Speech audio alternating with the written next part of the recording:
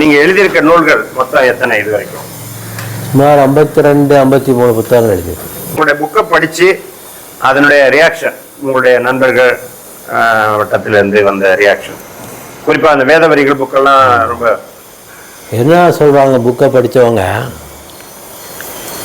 ஒன்று கிறிஸ்பாக இருக்கு, நேரடியாக பாயிண்ட்டுக்கு வந்துடுறீங்க, வளவளப்பு இல்லாமல் விஷயத்துக்கு நேராக கிறிஸ்பாக வந்துடுறீங்க, சுருக்கமாக சொல்கிறீங்க. இது எங்களுக்கு பிடிச்சிருக்கு. ஏன்னா அதைத்தான் மெயினாக வந்து எல்லாருமே என்கிட்ட சொல்லக்கூடிய ஒரு விஷயம். தெளிவாக இருக்குது. நீங்களே கேள்விகளை எழுப்பி அதுக்கான பதில்களை நீங்களே வந்து அதில் வந்து சொல்கிறீங்க. எங்களுக்கு வந்து பயானுக்கு ரொம்ப ஈஸியாக இருக்குது. இந்த புத்தகத்தை படிச்சுட்டு ஒரு பயானை கொடுக்குறது ஈஸியாக இருக்குது. நாங்கள் இதை வச்சு பல இடங்களில் பயான்கள் கொடுத்துருக்கோம் அப்படின்னு இயக்க தோழர்கள் சிலர் சொல்கிறத கேட்டிருக்கேன். எளிமையாக இருக்குது. ஏன்னா முன்னால் ஜமாத் புத்தகங்கள் எங்களுக்கு கொஞ்சம் கஷ்டமாக இருந்தது. இது எங்களுக்கு கொஞ்சம் எளிமையாக அமைஞ்சிருக்கு. கஷ்டங்கிறதுக்கு பின்னணி வந்து மொழி மாற்றம் செய்யப்பட்டதுனால ஏற்பட்டிருக்கும். ஆமாம் ஆமாம், இது எளிமையாக எங்களுக்கு அமைஞ்சிருக்கு. அது ஒரு பெரிய உதவியாக இருக்குது. அப்படி சில கருத்துக்கள் சொல்கிறாங்க. குறிப்பாக வேத வரிகள் தூதர் மொழிகள் அது வந்து நம்ம ஆரம்பத்திலேருந்து வெளியிட்டு இருக்கீங்க. 3வது வெளிப்பு வந்திருக்குன்னு நினைக்கிறேன். இதை பற்றி முஸ்லீம் அல்லாதவர்களுடைய கருத்துக்கள், இதை பற்றி முஸ்லீம் அல்லாதவருடைய கருத்துக்கள் வந்து அது ஒன்று, அது தினமணியிலே வந்து கொண்டிருக்கிற போது வந்த கடிதங்கள்.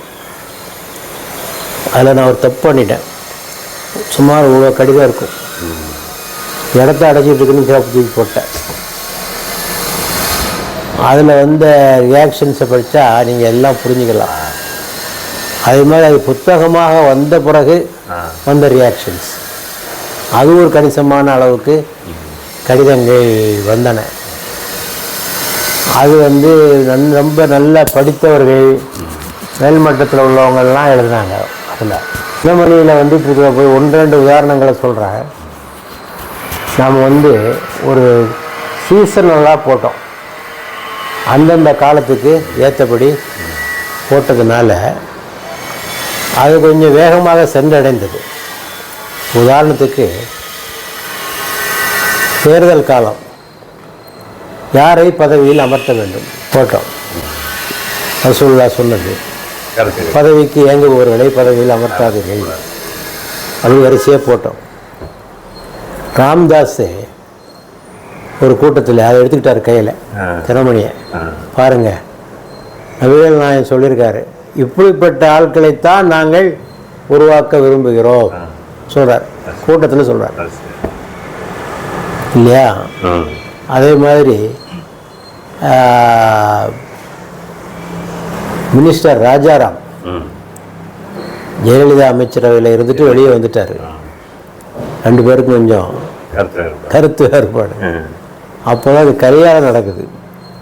இங்கே தான் நடந்துச்சு ஆடம்பர கல்யாணம் நடந்தது இல்லையா? சசிகலா ஆடம்பர கல்யாணம் 96.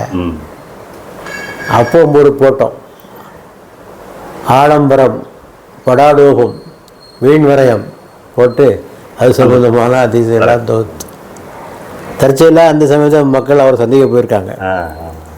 ஓ, நீங்கள் தான் போட்டீங்களா? கரெக்டாக போட்டிருக்கீங்கயா. எந்த சமயத்தில் என்ன போடணுமோ அதை கரெக்டாக நீங்கள் வந்து போட்டிருக்கீங்க அப்படின்னு சொல்லிட்டு அவர் வந்து சொன்னார். ஒரு முறை சமத் சாஹிப்போட ரயிலில் பிரயாணம் பண்ணிகிட்டு இருந்தேன். அப்போ அவர்கிட்ட கேட்டேன், பார்க்குறீங்களா அந்த வேத வரிகள்? அப்போ வேத வரிகள்ங்கிற பேர் இல்லை, தினமணியில் வந்துகிட்டு இருக்கு. தம்பி ரொம்ப பொருத்தமாக இருக்குது தம்பி, ரொம்ப கவர்ச்சியாகவும் இருக்குது தம்பி அப்படின்னாரு என்கிட்ட. ஏன்னா அந்த மாதிரி ஒரு சில கருத்துக்கள். ஒரு ஆள் எழுந்தார் புக்காக வந்த பிறகு, இதுகாரும் நான் திருக்குறள் தான் உலக பொதுமுறை என்று எண்ணிக்கொண்டிருந்தேன். இப்போதான் எனக்கு புரியுது, குரான் தான் உலக பொதுமுறை. திருக்குறளில் இல்லாத கருத்துக்கள் எல்லாம் குரானில் உள்ளன. ஒரு கடிதம் வந்துச்சு, அதெல்லாம் வச்சிருந்துருக்கணும். என்ன அந்த மாதிரி சில கருத்துக்கள் நமக்கு நிறைய வந்தது. அப்புறம் இப்போவும் பார்க்குறேன், ஆங்காங்கே கொட்டேஷன்ஸ் வருது. ஏதாவது ஒரு பத்திரிகையில் அங்கே இங்கே இதுலேருந்து எடுத்து கொட்டேஷன்ஸுக்கு அவங்களுடைய கட்டுரைகளுக்கு பயன்படுத்துகிறாங்க. இப்போ திருமணில் வந்துட்டு இருக்கு, அது இதுலேருந்து மறுபடியும் போடுறாங்க. அதனால் அது வந்து ஒரு ரெஃபரன்ஸ் புக்காகவும் அது மாறிடுச்சு. அது வந்து இயக்கம் சாராதவர்கள் அதை நல்லா பயன்படுத்துகிறாங்கங்கிறது என்னுடைய முடிவு. நிறைய வாங்கிட்டு போகிறாங்க, கல்யாணங்களில் கொடுக்குறாங்க, நான் முஸ்லீம்ஸுக்கு கொடுக்குறாங்க. அவங்க வாங்கினதான் அதிகம், அவங்க வாங்கிட்டு போனது அதிகம். ஏன்னா அதனால் வந்து அது ஒரு பெரிய ஒரு தாக்கத்தை ஏற்படுத்திக்க. முழு குரானை கொடுக்கறத விட ஒரு கூட்டத்தில் ஒரு ஈத் மிலன் புரசவாக்கத்தில் வியாபாரிகள் சங்க சார்பில் நடத்தின ஒரு ஈத் மிலன். அப்போது அவங்க கொடுத்தாங்க. மேடையில் வியாபாரிகள் சங்க தலைவர்கள்லாம் உட்காந்துருக்காங்க.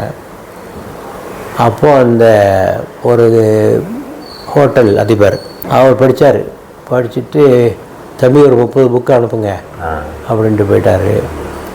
கருணாநிதிக்கு ஒரு தடவை கொடுத்தோம் ஒரு மேடையிலே முடிச்சிட்டாரு. அதையே பேசிட்டு போயிட்டாரு. அப்புறமாக நான் என்ன செஞ்சேன், என்னுடைய ஆர்வம், இந்த வருஷம் இந்த பெருநாள் நபிகள் நாயகம் பிறந்தநாள் விழா அறிக்கை வெளியிடுவாங்க, வாழ்த்துக்கள், தலைவர்களுடைய வாழ்த்துக்கள்னு பேப்பர்களில் வரும். பெரும்பாலும் சம்பிரதாயமாக இருக்கும். நபிகள் நாயகம் சகோதரத்துவத்தை போதித்தார், அன்பை போதித்தார், அதை போதித்தார், இதை போதித்தார். 2 நாள் என்ன சொல்கிறாரு பார்ப்போம். கரெக்டாக இந்த புக்கிலேருந்து எடுத்து போட்டுக்கிட்டே இருந்தார். பல மாதங்கள் போட்டார். அப்போ வச்சுட்டார். புக்கை எடுத்து எடுத்து வச்சுக்கிட்டார்.